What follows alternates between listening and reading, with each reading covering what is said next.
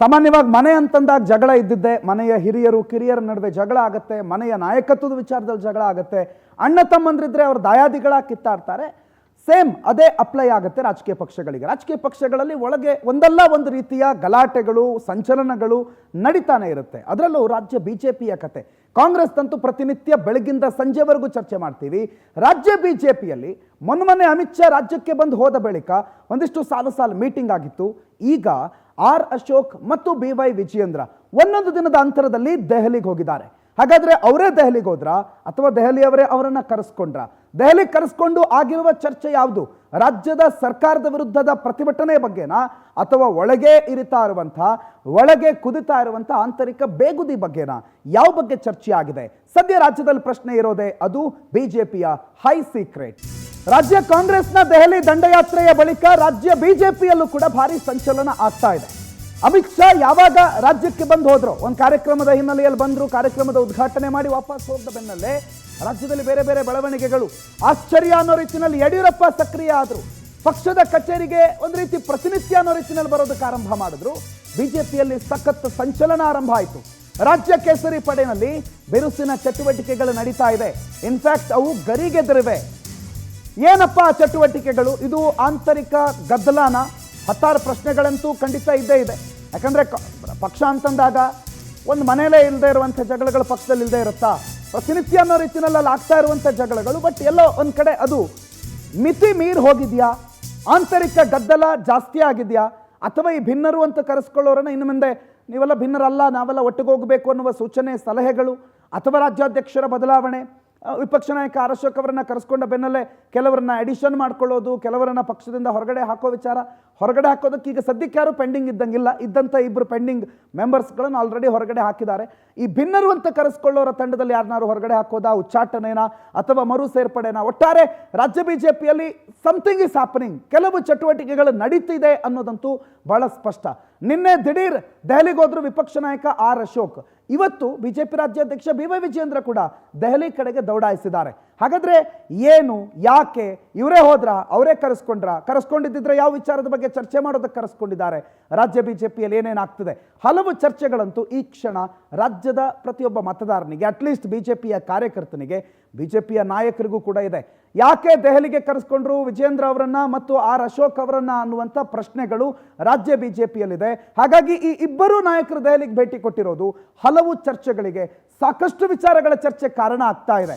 ನಾಂದಿ ಹಾಡಿದೆ. ಇನ್ಫ್ಯಾಕ್ಟ್ ರಾಜ್ಯದಲ್ಲಿ ಬಿಜೆಪಿಯ ಚಟುವಟಿಕೆಗಳ ಬಗ್ಗೆ ಅಷ್ಟೇನು ಚರ್ಚೆ ಆಗ್ತಾ ಇರಲಿಲ್ಲ.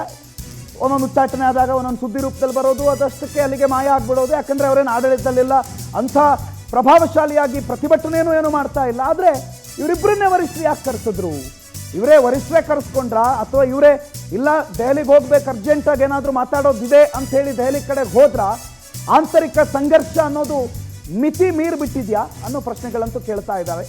ರಾಜ್ಯದ ಇಬ್ಬರೂ ನಾಯಕರನ್ನ ಬಿಜೆಪಿಯ ವರಿಷ್ಠರೇನಾದರೂ ಪ್ರಶ್ನೆ ಮಾಡ್ಬೋದಾ? ರಾಜ್ಯದಲ್ಲಿ ಏನು ನಡೀತಿದೆ, ಏನಾಗ್ತಿದೆ ಅನ್ನೋದ್ರ ಬಗ್ಗೆ, ಅಥವಾ ಪಕ್ಷ ಸಂಘಟನೆ ಬಗ್ಗೆ ಏನಾದರೂ ಚರ್ಚೆನಾ? ರಾಜ್ಯಾಧ್ಯಕ್ಷರ ಬದಲಾವಣೆ ವಿಚಾರದಲ್ಲಿ ಏನಾದರೂ ಚರ್ಚೆನಾ? ಇನ್ನು ಉಭಯ ಮುಖಂಡರು ರಾಜ್ಯ ಬಿಜೆಪಿ ಬಗ್ಗೆ ವರದಿ ಏನಾದರೂ ಕೊಡ್ತಾರಾ? ಕೊಡೋದಕ್ಕೆ ಏನಿದೆ? ಅಥವಾ ಸಂಘಟನೆ ಬಗ್ಗೆ ಪಾಠ ಮಾಡಿದ್ರ?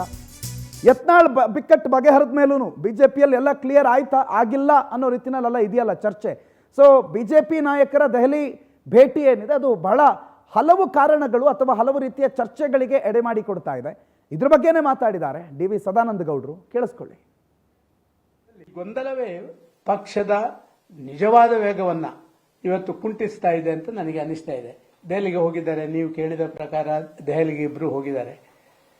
ದೆಹಲಿಗೆಲ್ಲ ಎಲ್ಲಿಂದ ಬ್ಯಾಂಗ್ಳೂರಿಂದ ಹೊರಟ ಕೂಡಲೇ ಎಲ್ರಿಗೂ ಒಂದು ಮನಸ್ಸಲ್ಲಿ ಎಲ್ಲ ಹೋಗ್ಬಿಟ್ಟಿದ್ದಾರೆ. ಯಾರನ್ನು ಹಿಡಲಿಕ್ಕೆ ಹೋಗಿದ್ದಾರೆ, ಯಾರನ್ನು ಮಾತಾಡಿಸ್ಲಿಕ್ಕೆ ಹೋಗಿದ್ದಾರೆ, ಇದೊಂದು ಗೊಂದಲಗಳು.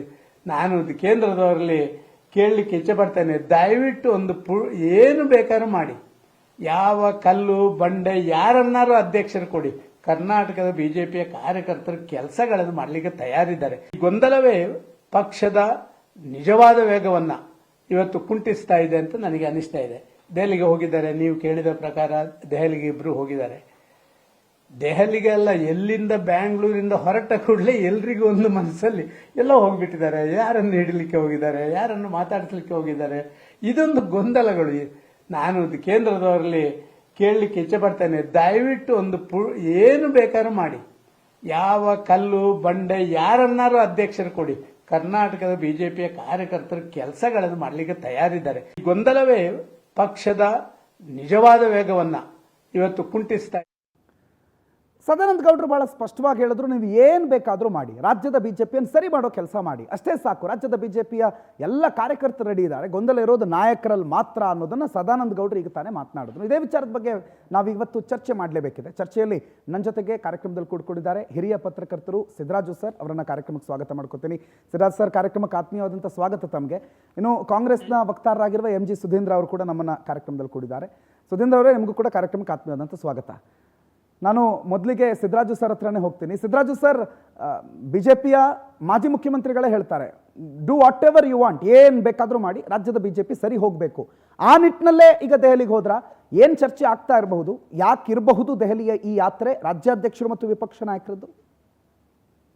ಸರ್, ಈಗ ನಿಮಗೆ ತಾವು ವಿಸ್ತೃತವಾಗಿ ಕಾರ್ಯಕ್ರಮಗಳನ್ನ, ಈ ಬಿಜೆಪಿ ವಿದ್ಯಮಾನಗಳನ್ನ ಕಳೆದ 2 ವರ್ಷದಿಂದನೂ, ಅದರಲ್ಲೂ ಲಾಸ್ಟ್ 1 year ಇಂದ ಯಾವಾಗ ಆಂತರಿಕವಾಗಿ ಬಿಜೆಪಿಯಲ್ಲಿ ಹಲವಾರು ಘಟನೆಗಳು ನಡೆದವು, ಆಂತರಿಕ ಭಿನ್ನಮತಗಳು ಮತ್ತೆ ಪಕ್ಷದ ವಿರುದ್ಧವೇ ಹೇಳಿಕೆಗಳು ಬಂದಿದ್ದು, ಬಸನಗೌಡ ಪಾಟೀಲ್ ಯತ್ನಾಳ್ ಇರ್ಬೋದು, ರಮೇಶ್ ಜಾರಕಿಹೊಳಿ ಇರ್ಬೋದು, ಕುಮಾರ್ ಬಂಗಾರಪ್ಪ ಇರ್ಬೋದು, GM ಸಿದ್ದೇಶ್ ಇರ್ಬೋದು, ಈ 1 ವರ್ಷದ ನಡೆದಂತ ಎಲ್ಲ ವಿದ್ಯಮಾನಗಳು ಯಾವಾಗ ವಿಜಯೇಂದ್ರ ಅವರನ್ನ ರಾಜ್ಯ ಘಟಕದ ಅಧ್ಯಕ್ಷರನ್ನಾಗಿ ಬಿಜೆಪಿ ನೇಮಿಸಿತು, ಅಲ್ಲಿಂದನೂ ಒಂಥರದ ಈ ವಿಪ್ಲವತೆ, ಕ್ರೈಸಿಸ್ ಅನ್ನೋದು ಬಿಜೆಪಿಯನ್ನ ಕಾಡ್ತಾನೆ ಇದೆ. ಅದಕ್ಕೆ ಬಿಜೆಪಿ ಹೈಕಮಾಂಡ್ ಯಾವುದೇ ರೀತಿಯಾದ ಸೊಲ್ಯೂಷನ್ ನ ಇಲ್ಲಿವರೆಗೂ ಕೊಡೋಕ್ ಆಗಿಲ್ಲ. ಕೇವಲ 1-2-3 SD ಸೋಮಶೇಖರ್ ಮತ್ತೆ ಶಿವರಾಮ್ ಹೆಬ್ಬಾರ್ ಇವರನ್ನ ಪಕ್ಷ ವಿರೋಧಿ ಚಟುವಟಿಕೆಗಳಿಗೆ ಹೆಸರಲ್ಲಿ ಯತ್ನಾಳ್ ಅವರನ್ನ ಎಕ್ಸ್ಪೆಲ್ ಮಾಡಿದ್ದು ಬಿಟ್ರೆ, ಆಂತರಿಕವಾಗಿ ಇರೋದಂತ ಏನು ನಡೀತಾ ಇತ್ತು, ಇವರನ್ನ ಬದಲಾಯಿಸ್ಬೇಕಂತ ಒಂದು ಗುಂಪಾದ್ರೆ, ಇವರನ್ನ ಕಂಟಿನ್ಯೂ ಮಾಡ್ಬೇಕಂತ ಒಂದು ಗುಂಪ. ಏತನ್ ಮಧ್ಯೆ ಇವರು ಎಲ್ಲಾ ಜಿಲ್ಲಾ ಘಟಕದ ಅಧ್ಯಕ್ಷರುಗಳನ್ನ ಇವರು ಮಾಡಿದ್ರು. ಆದ್ರೆ ಈಗ ಬಂದಿರೋ ಪರಿಸ್ಥಿತಿ ಏನಂತ ಹೇಳಿದ್ರೆ, ಈಗ ಬಿಜೆಪಿಗೆ 2023 JP ನಡ್ಡಾ ಅವರ ರಾಷ್ಟ್ರೀಯ ಅಧ್ಯಕ್ಷರ ಒಂದು ಅವಧಿ ಮುಗೀತು. ಚುನಾವಣೆ 2024 ಲೋಕಸಭಾ ಚುನಾವಣೆ 1 ವರ್ಷ ಮಾಡಿದ್ರು. 24 ಆಗಿ 25 ಆದ್ರೂ ಅವರಿಗೆ ಒಂದು ಸಕ್ಸೆಸರ್ ಅನ್ನ ನೇಮಿಸೋಕೆ ಬಿಜೆಪಿಗೆ ಆಗಿಲ್ಲ. ಅದಕ್ಕೆ ಅವ್ರದ್ದು ಪಾರ್ಟಿ ಅವರಿಷ್ಟ, ಅದನ್ನ ಸರಿ ಅಂತನೋ ತಪ್ಪಂತನೋ ನಾನು ವಾದ ಮಾಡಲ್ಲ. ಈಗ ಅವರು ಜುಲೈ 1st week ನಲ್ಲಾದ್ರೂ ನಾವು ಈ ಪಕ್ಷಕ್ಕೆ ಒಂದು ರಾಜಕೀಯ ಅಧ್ಯಕ್ಷ, ಒಂದು ರಾಷ್ಟ್ರೀಯ ಅಧ್ಯಕ್ಷರನ್ನ ನೇಮಿಸ್ತೀವಿ ಅನ್ನೋ ಅನೌನ್ಸ್ಮೆಂಟ್ ಏನು ಬಿಜೆಪಿ ಅವರು ಮಾಡಿದ್ದಾರೆ. ಅದರ ಅಂಗವಾಗಿ ಈಗ 14 ರಾಜ್ಯಗಳಲ್ಲಿ ಇವರಾಗ್ಲೇ ರಾಜ್ಯಾಧ್ಯಕ್ಷರುಗಳನ್ನ ನೇಮಕ ಮಾಡ್ಕೊಂಡಿದ್ದಾರೆ ಆರ್ಗನೈಸೇಷನ್ ಪೋಲ್ ನಲ್ಲಿ. ಇನ್ನು 5ರಿಂದ 6 ಮಿನಿಮಮ್ ಅವ್ರು ಮಾಡಿದ್ರೆ ಮಾತ್ರ ಅವ್ರ ಕಾನ್ಸ್ಟಿಟ್ಯೂಷನ್ ಪ್ರಕಾರ ಈ ರಾಷ್ಟ್ರಾಧ್ಯಕ್ಷರ ಚುನಾವಣೆಯಲ್ಲಿ ಭಾಗವಹಿಸಕ್ಕೆ, ಚುನಾವಣೆ ಮಾಡೋಕೆ ಅವ್ರಿಗೆ ಇದಾಗತ್ತೆ. ಹಾಗಾಗಿ ವಿಜಯೇಂದ್ರ ಅವ್ರನ್ನ ಮಾಡಿದ್ದು ಅಶೋಕ್ ಅಂತಾನೆ ಅಲ್ಲ, ಒಂದು ಗುಂಪು ಬಲವಾಗಿ ಯಾರು ಸೀನಿಯರ್ಸ್ ಇದ್ದಾರೆ ಅವರಿಗೆ ಯಾರಿಗೂ ಮನಸ್ಸಿಗೆ ಆಗಿಲ್ಲ.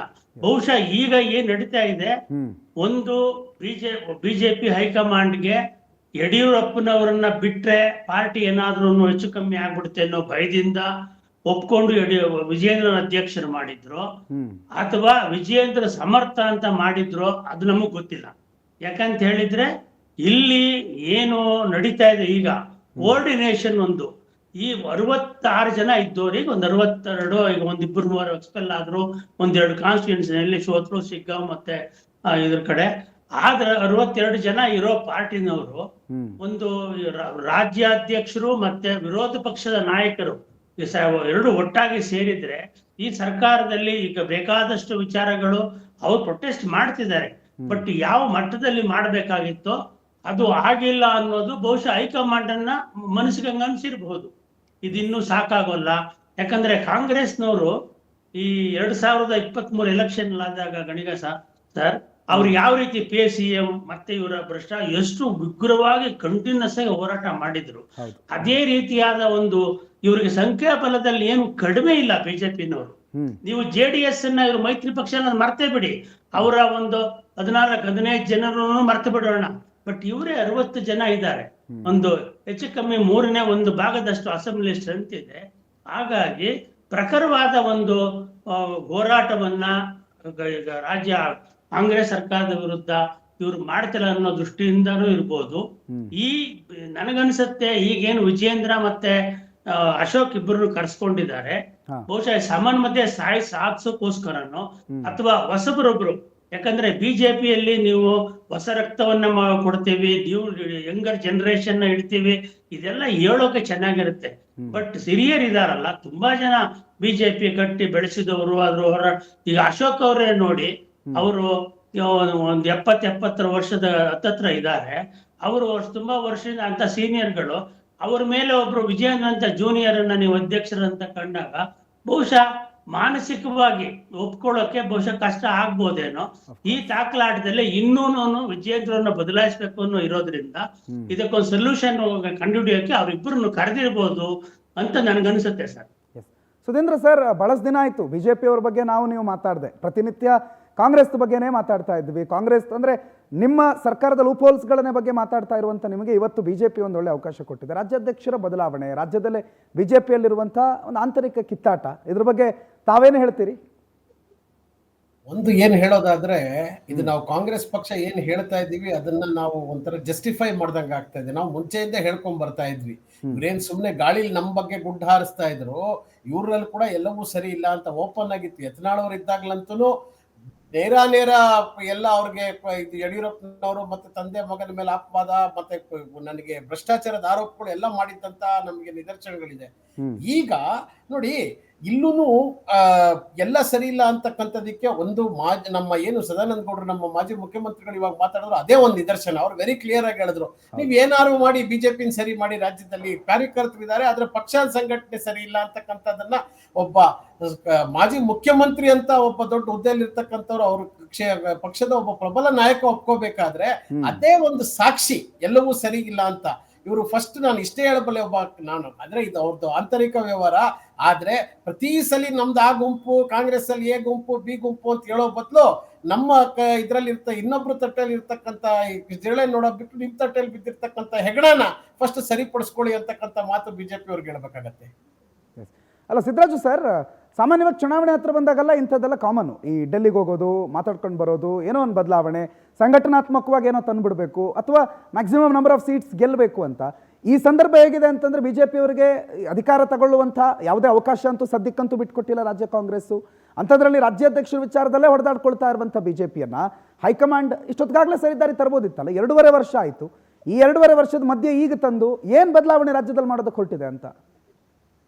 ಸರ್, ಈಗ ವಿಜಯೇಂದ್ರ ಅವರ ನಾಯಕತ್ವವನ್ನ ಯಾವುದೋ ಒಂದು ಸಣ್ಣ ಗುಂಪು ಅಥವಾ ಅವ್ರಿಗೆ ಲಾಯಲ್ ಇದ್ದವರು, ಈ ಅಂತವರು ರೇಣುಕಾಚಾರ್ಯ ಅಂತವ್ರು, ಇದು ಕೆಲವು ಯುವರ ಗುಂಪೇನೋ ಅವ್ರ ಬಗ್ಗೆ ವಿಶ್ವಾಸ ಇಟ್ಟಿರ್ಬೋದು. ಅವರು ನಾಯಕತ್ವ ಚೆನ್ನಾಗಿ, ನಾಯಕತ್ವ ಬರಬಾರ್ದು ಅಂತ ಏನಿಲ್ಲ.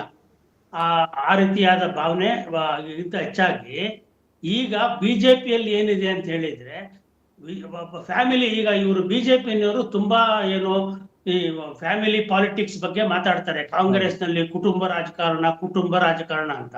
ಈಗ ಬಿಜೆಪಿ ಕರ್ನಾಟಕದಲ್ಲಿ ಯಾವ ಕುಟುಂಬದ ರಾಜಕಾರಣದಲ್ಲಿ ಕೈಯಲ್ಲಿದೆ?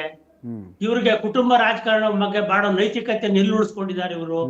ಯಾರೇ ಆಗ್ಲಿ, ಪ್ರಧಾನಿ ಮೋದಿಯಿಂದ ಹಿಡಿದು ಯಾರಾದ್ರೂ ಆಗ್ಲಿ, ಇವಾಗ ಇಡೀ ಕುಟುಂಬದಲ್ಲಿ 3 ಜನದ ಕೈಯಲ್ಲಿ 3 ಜನನು ಅಧಿಕಾರಸ್ಥರಾಗಿದ್ದಾರೆ. ನ್ಯಾಚುರಲ್ ಆಗಿ ಇನ್ನೊಬ್ರು ಕೊಡಿ ನಮಗೆ. ಈಗ ನಿಮಗೆ ಈಶ್ವರಪ್ಪನವರು, ಅವ್ರಿಗೆ ಯಾವ ಸ್ಥಿತಿ ತಂದ್ರು? ಈಶ್ವರಪ್ಪನವರು ಯಾವ ಮಟ್ಟದಲ್ಲಿ ಪಕ್ಷ ಕಟ್ಟಿದ್ದಾರೆ, ಯಾವ ರೀತಿ ಓಡಾಡಿದ್ದಾರೆ ಯಡಿಯೂರಪ್ಪನ ಜೊತೆ, ಅನಂತ್ ಕುಮಾರ್ ಏನ್ ಕಷ್ಟಪಟ್ಟಿದ್ದಾರೆ ಅನ್ನೋದನ್ನ ನಾನು ಖುದ್ದಾಗಿ ವರದಿ ಮಾಡಿದ್ದೀನಿ ಸರ್. ನಾನು ಅದನ್ನ ನೋಡಿದ್ದೀನಿ, ಕಣ್ಣಾರ ನೋಡಿದ್ದೀನಿ, ವರದಿಗಳು ಮಾಡಿದ್ದೀನಿ. ಹಂಗಾಗಿ ಈಗ ನೀವು ಇದ್ದಕ್ಕಿದ್ದಂಗೆನೆ ಇವರು ಒಂದು ಯುವ ನಾಯಕತ್ವನ ತಂದು ಕೂರಿಸಿದ್ರೆ ಅದಕ್ಕೆ ನ್ಯಾಚುರಲ್ ಆಗಿ ಈಗ ರಮೇಶ್ ಜಾರಕಿಹೊಳಿನೋ ಬಸವನಗೌಡ ಯತ್ನಾಳನೋ ನೀವು ಸೀನಿಯರ್ಸ್ ಅಂತವ್ರಿಗೆ ಏನಾಗುತ್ತೆ, ಮುಜುಗರ ಉಂಟಾಗುತ್ತೆ. ಹಾಗಾಗಿ ಈ ಬಹುಶಃ ಮೊದಲು ಇವ್ರು ಕರ್ನಾಟಕದ ಮಟ್ಟಿಗೆ ಬಗೆಹರಿಸಿಕೊಳ್ಬೇಕಾಗಿರೋದು ಅವರ ಆಂತರಿಕ ಭಿನ್ನಾಭಿಪ್ರಾಯನ ಬಗೆಹರಿಸಿ ಎಲ್ರಿಗೂ ಅಕ್ಸೆಪ್ಟಬಲ್ ಆಗುವಂತವ್ರು. ಮತ್ತೆ ಈ ತೋರಿಕೆ ಈಗ ಏನಾಗುತ್ತೆ ಅಂದ್ರೆ, ಬಸನಗೌಡ ಪಾಟೀಲ್ ಯತ್ನಾಳ್ ಒಂದ್ಸರಿ ಹೇಳ್ತಾ ಇದ್ರು, ಹೊಂದಾಣಿಕೆ ರಾಜಕೀಯ. ನನಗೂ ಬಲವಾಗಿ ಏನ್ ಅನ್ಸುತ್ತೆ ಅಂತ ಹೇಳಿದ್ರೆ, ಪ್ರತಿಪಕ್ಷವಾಗಿ ಬಿಜೆಪಿ ಯಾವ ಮಟ್ಟದ ಹೋರಾಟ ಮಾಡಬಹುದಿತ್ತೋ ಅದನ್ನ ಇವರು ಮಾಡಲಿಲ್ಲ ಅನ್ನೋದನ್ನ ನನ್ನ ವೈಯಕ್ತಿಕವಾಗಿ ಒಬ್ಬ ವರದಿಗಾರ ಪತ್ರಕರ್ತನಾಗಿ ನನ್ನ ಭಾವನೆ ಅದು. ಇವ್ರು ಇನ್ನೂನು ತುಂಬಾ ಇದಾಗಿ, ಯಾಕಂದ್ರೆ Effective ಆಗಿ ಬೇಕಾದಷ್ಟು ಮಾಡ್ಬೇಕಿತ್ತು. ವಿಚಾರಗಳು ಅವ್ರಿಗೆ ಕೈಗೆ ಬಂದವು. Yes. ಆ ವಿಚಾರಗಳು ಈಗ ಅವರು ಬಂದಿರದಂತ ಅಲಿಗೇಷನ್ ತಪ್ಪು ಸರಿ ಅದು ಸತ್ಯ ಅದ್ರ ಬಗ್ಗೆ ಅಲ್ಲ, ಕಾಮೆಂಟ್ ಅಲ್ಲ. ಆದ್ರೆ ಇವರು ಒಂದು ಪ್ರತಿಪಕ್ಷವಾಗಿ ಈ ರಾಜ್ಯದ ಅಭಿವೃದ್ಧಿ ವಿಚಾರವಾಗಿ ಯಾವ್ದ್ರು ಮಾತಾಡಿದ್ದಾರೆ. ಆಯ್ತು, ರಾಜ್ಯದ ಅಭಿವೃದ್ಧಿ ಬಗ್ಗೆ ನೀವು ಸಿದ್ದರಾಮಯ್ಯನೇ ಬೈತಾ ಕೂತ್ಕೊಂಡ್ಬಿಟ್ರೆ ಆಗಲ್ಲ. ಸಿದ್ದರಾಮಯ್ಯನವರು ಹೇಳ್ತಾರೆ ಕೇಂದ್ರದಿಂದ ನಮಗೆ ಸಹಾಯ ಮಾಡಿಸಿಯಪ್ಪ ಅಂತ ಹೇಳಿ. 27 ಜನ MP ಕೊಟ್ಟಾಗ್ಲೇ ಇವ್ರು ಏನು ಮಾಡ್ಲಿಲ್ಲ. ಈಗ 19 ಜನ ಇಟ್ಕೊಂಡು ಇವ್ರನ್ನ ಸುರಿದ್ ಬಿಡ್ತಾ ಇದ್ರ. ಇವರು ರಾಜ್ಯದ ಬಗ್ಗೆ ಯೋಚನೆ ಮಾಡ್ಬೇಕಲ್ವಾ? ಹೋಗಿ ತಮಿಳ್ನಾಡಲ್ಲಿ ನೋಡ್ಲಿ, DMK ಇರ್ಲಿ, ಅಣ್ಣಾ DMK ಇರ್ಲಿ, ಯಾವ ಪಕ್ಷರಿರ್ಲಿ, ಯಾವ ರೀತಿ ಅವರು ತಮ್ಮ ರಾಜ್ಯ ನೀವು ರಾಜಕೀಯವಾಗಿ ಪಕ್ಷಗಳ ನಡುವೆ ಮಾಡೋದನ್ನು ಎರಡು ಬೇರೆ. ಆದ್ರೆ ನೀವು ನಿಮ್ಮನ್ನ ಎಲೆಕ್ಟ್ ಮಾಡಿದ ಸಂಸದರಾಗಿ ನಿಮ್ಮನ್ನ ಎಲೆಕ್ಟ್ ಮಾಡಿದಾರಲ್ಲ, ನಿಮ್ಗೆ ಅಧಿಕಾರ ಕೊಟ್ಟು ಡೆಲ್ಲಿ ಕಳ್ಸಿದಾರಲ್ಲ, ಅವ್ರ ಋಣ ಏನ್ ತೀರ್ಸೋದ್ ಬೇಡವಾ ನೀವು? ಇಲ್ಲಿ ಅವ್ರ ಅಧ್ಯಕ್ಷರಾಗಬೇಡಿ, ಇವ್ರ ಅಧ್ಯಕ್ಷರಾಗಬೇಡಿ, ಅವ್ರ ಅಧ್ಯಕ್ಷ ಮಾಡ್ತಾರೆ, ಹಿಂಗ್ ಮಾಡ್ತಾರೆ, ಇದನ್ನೇ ಹೇಳ್ಕೊಂಡು ಕಾಲ ಕಳಿಯಕ ಹಂಗಿದ್ರೆ ನೀವು ಇದನ್ನೇ ಮಾಡ್ತಾ ಇರಿ. ಈಗ ಹಿಂದೆ ನೀವು ಮಾಡಿದ್ರಿಂದಾಗಿ ಅಲ್ವಾ ನಿಮ್ಗೆ ಇವತ್ತು ಅಧಿಕಾರ ಹೋಗಿರೋದು. ಈಗಾಗ್ಲೇ ನೀವು ಕನಸು ಕಾಣ್ತಾ ಇದ್ದೀರಾ. ಪ್ರತಿ ಸರಿ ನೀವು ಈ ಭವಿಷ್ಯ ನುಡಿತಾ ಇದ್ದಾರೆ ಕೂತ್ಕೊಂಡು ಏನಂತ ಹೇಳಿ, ಇನ್ನು 6 ತಿಂಗಳಲ್ಲಿ ಆಗತ್ತೆ, 6 ತಿಂಗಳಲ್ಲಿ ಸಿದ್ದರಾಮಯ್ಯ ಚೇಂಜ್ ಆಗ್ಬಿಡ್ತಾರೆ, ನಮ್ ಸರ್ಕಾರ ಬಂದ್ಬಿಡುತ್ತೆ. ಸ್ವಾಮಿ, ಅವ್ರು 136 138 ಆಗಿದ್ದಾರೆ. ಅವ್ರು ಯಾರು ಅವ್ರ ಪಾರ್ಟಿ ಇದು ಏನ್ ಮಾಡ್ಕೋತಾರೆ ಅನ್ನೋದು ಸರ್. ಈಗ ಕಾಂಗ್ರೆಸ್ ಇದು ಬಿಜೆಪಿ ಮಾತ್ರ ಅಧ್ಯಕ್ಷ ಪಟ್ಟದ ಬಗ್ಗೆ ತುಂಬಾ ಚರ್ಚೆ ಅಂತಾರೆ. ಕಾಂಗ್ರೆಸ್ ಅಲ್ಲಿ ಇಲ್ವಾ ಸರ್? JDS ಅಲ್ಲಿ ಇಲ್ವಾ? JDS ಅಲ್ಲಿ ಏನಿಲ್ಲ ಅಂತ ಹೇಳಿದ್ರೆ ಯಾರನ್ನ ಮಾಡ್ಬೇಕು ಅಂತ ಏನಿಲ್ಲ, ಯಾವಾಗ ನಾವು ನೇಮಿಸ್ಬೇಕು ಇವ್ರನ್ನ ಅಂತ ಅಷ್ಟೇ ಕ್ವಶನ್ ಇರೋದು. ಅಲ್ಯಾರು ಈಗ ನಿಖಿಲ್ ಕುಮಾರಸ್ವಾಮಿ ಅವ್ರನ್ನ ಮಾಡೋಕೆ ವ್ಯವಸ್ಥೆ ಮಾಡ್ತಾ ಇದ್ದಾರೆ.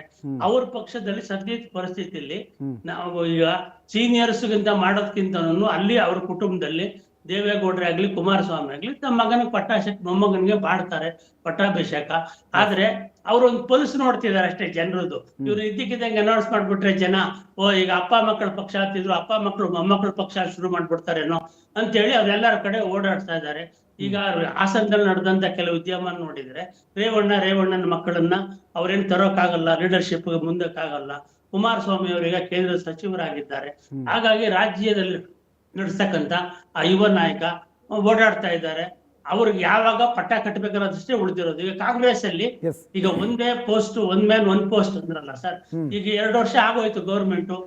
DK ಶಿವಕುಮಾರ್ ಉಪ ಮುಖ್ಯಮಂತ್ರಿ ಆಗಿದ್ದಾರೆ, KPCC ಅಧ್ಯಕ್ಷರಾಗಿದ್ದಾರೆ. ಇಲ್ಲೂ ಕೂಡ ಅವ್ರನ್ನ ಬದಲಾಯಿಸಿದ್ದ ಕೂಗ್ಬತ್ತೇನು ಬದಲಾಯಿಸ್ಬಿಟ್ರ? ಏನೂ ಆಗಿಲ್ಲ, ಮುಂದುವರಿತದೆ, ಇನ್ನೂ ಮುಂದುವರಿತದೆ. ಈಗ ನೆಕ್ಸ್ಟ್ ಯಾವಾಗ ಮಾಡ್ಕೋತಾರೆ ಅದು ಗೊತ್ತಿಲ್ಲ. ಆದ್ರೆ ಬಿಜೆಪಿಯಲ್ಲಿ ಅವರಿಗೆ ಸದ್ಯಕ್ಕೆ ಈಗ ರಾಷ್ಟ್ರೀಯ ಅಧ್ಯಕ್ಷರನ್ನ ನೇಮಕ ಮಾಡೋ ಒಂದು ಸನಿಹದಲ್ಲಿ ಅವ್ರು ಇರೋದ್ರಿಂದ ಈಗಾಗಲೇ ಆ ಕಾರಣಕ್ಕೋಸ್ಕರವಾದ್ರೂ ಕರ್ನಾಟಕದ ಒಂದಿದು ಈಗ ಇನ್ನು 5-6 ರಾಜ್ಯ ಅಂತ ಹೇಳಿದ್ರೆ ನಿಮಗೆ ಉತ್ತರ ಪ್ರದೇಶ, ಒಡಿಶಾ, ಗುಜರಾತ್, ಕರ್ನಾಟಕ ಮತ್ತೆ ಇನ್ನೊಂದು 2 ಸ್ಟೇಟ್ ಇದೆ ಮಾಡೋಕೆ. ಆ ಇದ್ರಲ್ಲಿ ಮಾಡ್ಲೇಬೇಕಾದಂತ ಅನಿವಾರ್ಯತೆ ಅವ್ರಿಗಿದೆ. ಈಗ ವಿಜೇಂದ್ರವನ್ನ ಮುಂದುವರಿಸಬೇಕಾ ಬೇಡವಾ? ಹಾಗೆ ಮುಂದುವರಿಸೋದಾದ್ರೆ ಮುಂದಿನ ಫಾಲೋಔಟ್ಗಳೇನು? ಈಗ ಇರೋ ಭಿನ್ನಮತ ಬಣ ರಾಜಕೀಯಗಳು ಹಂಗೆ ಉಳಿತದೆ, ಅದನ್ನ ಯಾಕೆ ಸಾಲ್ವ್ ಮಾಡೋದು?